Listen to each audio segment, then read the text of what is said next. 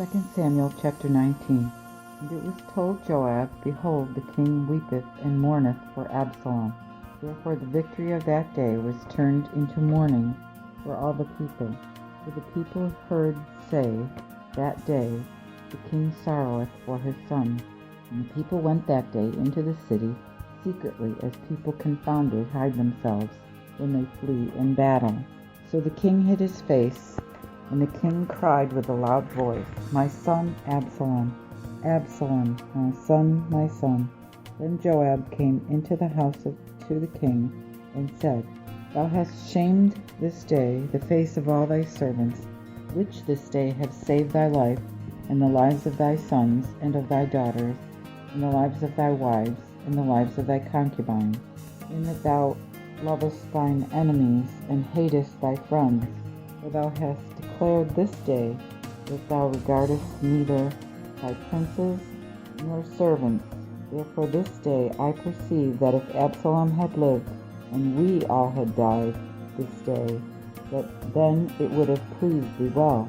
Now therefore up, come out, and speak comfortably unto thy servants. For I swear by the Lord, except thou come out, there will not tarry one man with thee this night, and that would be worse unto thee than all the evil that fell on thee from thy youth hitherto. Then the king arose and sat in the gates, and they told all the people, saying, Behold, the king doth sit in the gate. And all the people came before the king, for Israel had fled every man to his tent. And all the people were at strife throughout all the tribes of Israel, saying, The king saved us out of the hand of our enemies, and he delivered us out of the hand of the Philistines. And now he has fled out of the land for Absalom. And Absalom, whom we anointed over us, is dead in battle. Therefore why are ye so slow to bring the king again? And King David sent to Zadok and to Abiathar the priest, saying, Speak unto the elders of Judah, and say, Why are ye behind to bring the king again to his house? For the saying of all Israel is come unto the king, even to his house. Ye are my brethren, my bones, my flesh are ye. Therefore then are ye the last that bring the king again. Also say to Amasa, Art thou not my bone and my flesh? God do so to me, and more also, if thou not the captain of the host to me forever in the room of Joab. So he bowed the hearts of all the men of Israel as of one man.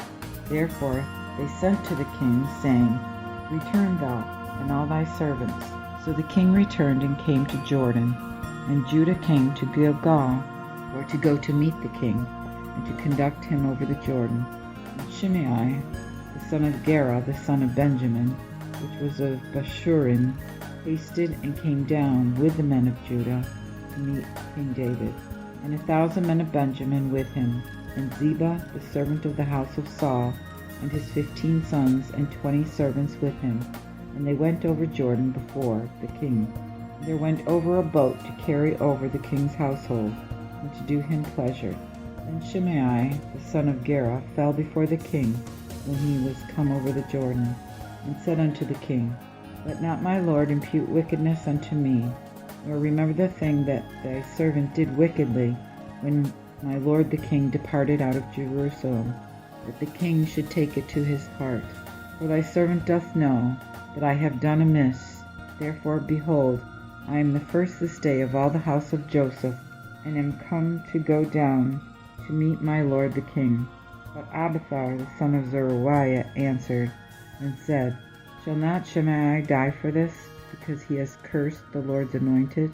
And David said, What have I to do with you, ye sons of Zeruiah, that this day ye should be adversaries unto me? Shall there any man die this day in Israel? For do not I know that I am this day king over Israel? Therefore the king said unto Shimei, Thou shalt not die. And the king swore unto him. And Mephibosheth the son of Saul came down to meet the king, and had neither washed his feet, nor dressed his beard, nor washed his clothes, from the time the king departed until he returned in peace.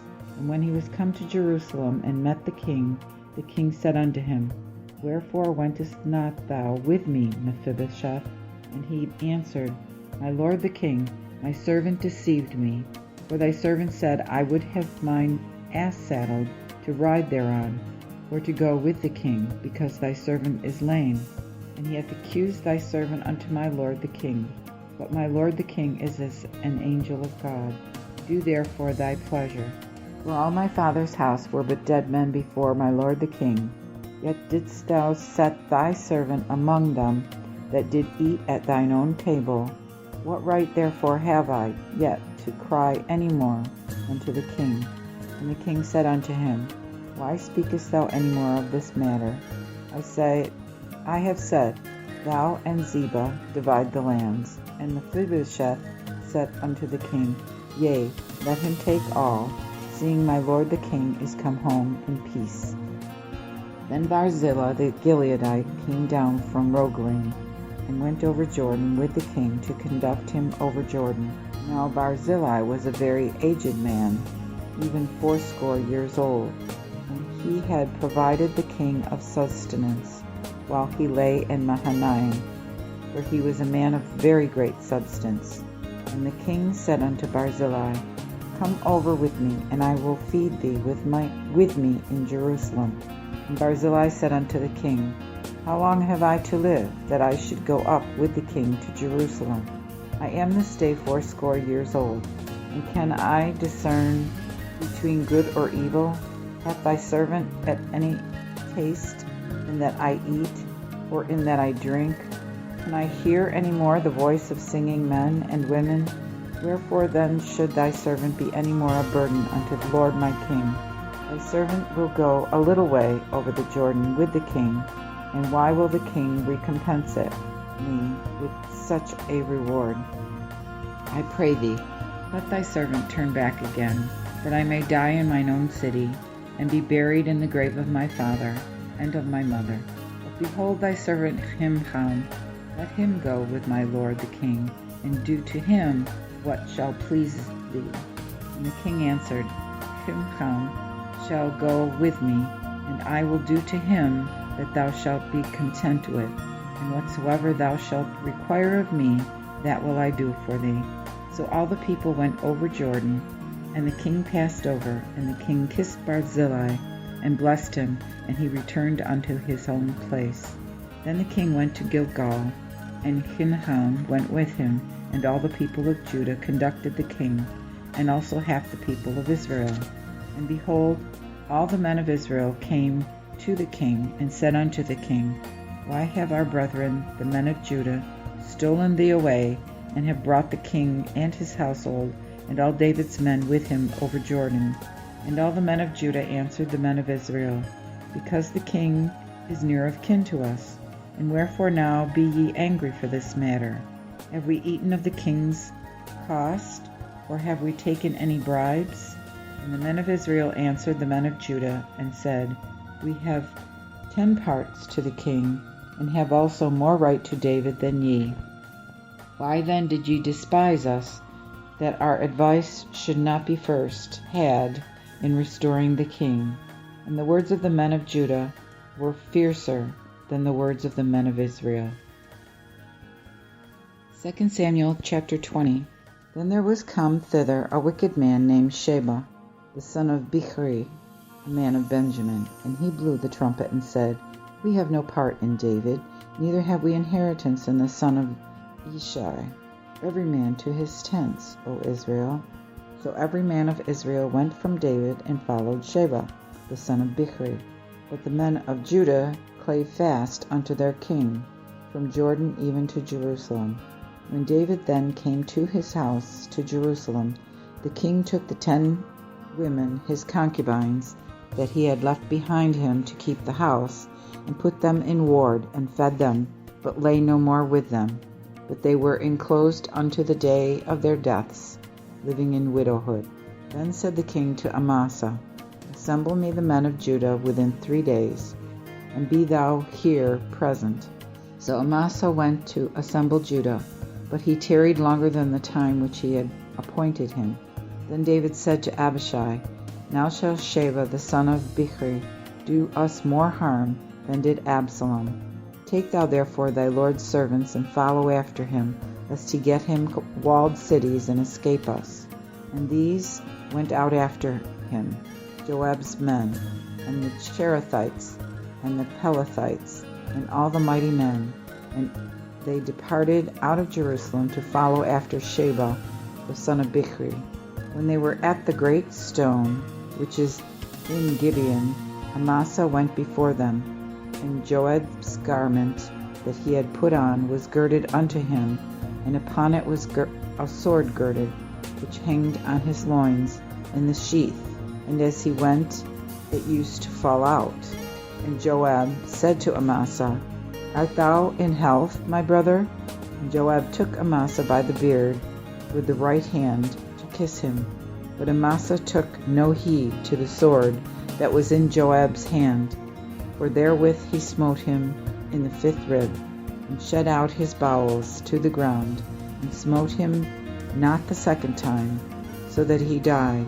Then Joab and Abishai his brother followed after Sheba the son of Bichri. And one of Joab's men stood by him, and said, He that favoureth Joab, and he that is of David's part, let him go after Joab. And Amasa wallowed in its blood in the midst of the way. And when the men saw that all the people stood still, he removed Amasa out of the way into the field, and cast a cloth upon him, because he saw that everyone that came by stood still. When he was removed out of the way, every man went after Joab, to follow after Sheba the son of Bichri. And he went through all the tribes of Israel unto Abel, and Beth Maachah, and all places of Barim, and they gathered together, and went also after him. So they came and besieged him in Abel to Beth Maachah, and they cast up a mount against the city, and the people thereof stood on the rampart, and all the people that was with Joab destroyed and cast down the wall. Then cried a wise woman out of the city, Hear, hear, I pray that you. Say unto Joab, Come thou hither, that I may speak with thee. And when he came near unto her, the woman said, Art thou Joab? And he answered, Yea. And she said to him, Hear the words of thine handmaid. And he answered, I do hear. Then she spake thus, They spake in the old time, saying, They should ask of Abel, and so they have continued. I am one of them that are peaceable and faithful in Israel. And thou goest about to destroy a city and a mother in Israel. Why wilt thou devour the inheritance of the Lord? And Joab answered and said, God forbid it me, that I should devour or destroy it. The matter is not so, but a man of Mount Ephraim, Sheba the son of Bichri by name, hath lifted up his hand against the king, even against David. Deliver us him only, and I will depart from the city.